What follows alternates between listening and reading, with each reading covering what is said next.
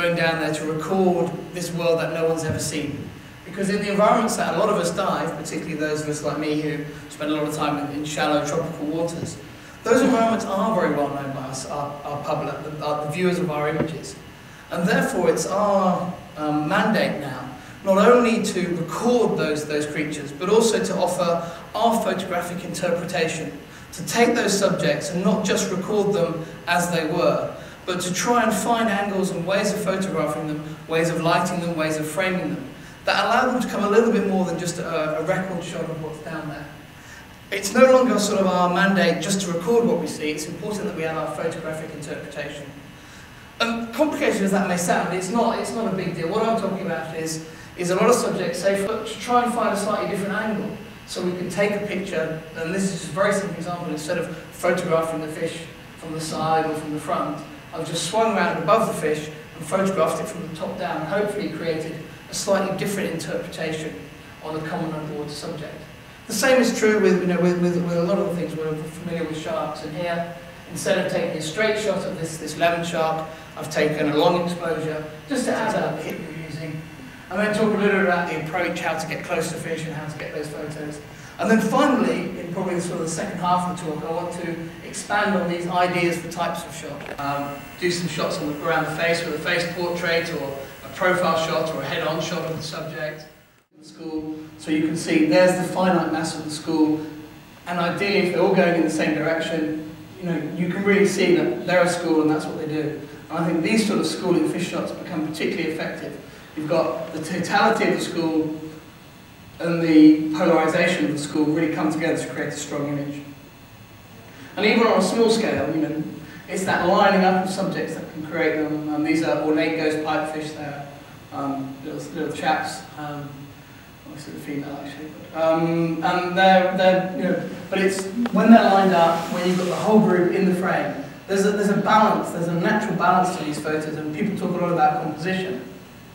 The composition of this picture is I've plonked them in the middle. There's no flashy composition, but it's composition for me is about the message you're trying to communicate, and it's about having the way you put that frame together in tune with the message you're trying to communicate. I'm trying to communicate schooling, so I want the whole school in the frame, and if I can get it in the frame, the composition is good because the composition is backing up the message. And similar in this way. The other way I like to photograph fish is to communicate the school by having the school running off all sides of the frame. So it's kind of wall-to-wall fish is how I said it on the title there. And I think these sort of shots again have high impact.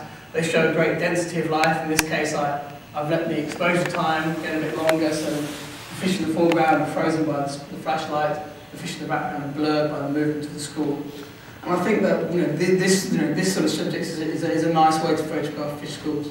It's also worth mentioning that fish schools are excellent for adding divers into pictures.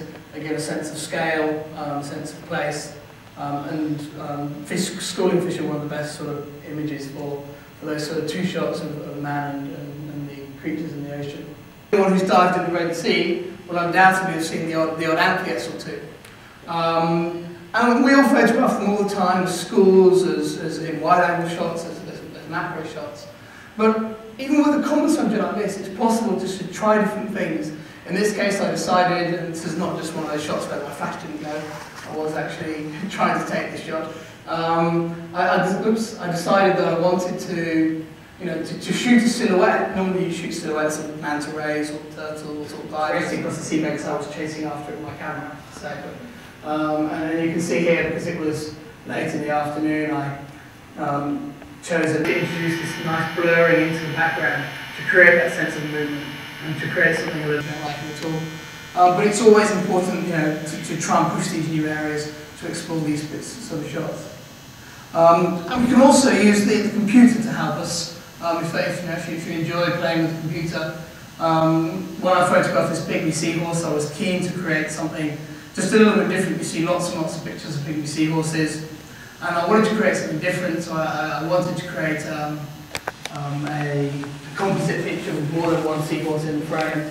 It was actually my intention to shoot a fan and have seahorses in different places, but in the end I was photographing the seahorse into this lovely jump and landed back on the fan, and I knew I had a very nice image.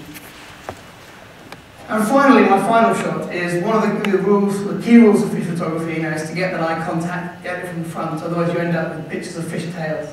But I think there's always room in underwater photography to explore these, to break all the rules. And I thought, what's the biggest rule of fish photography?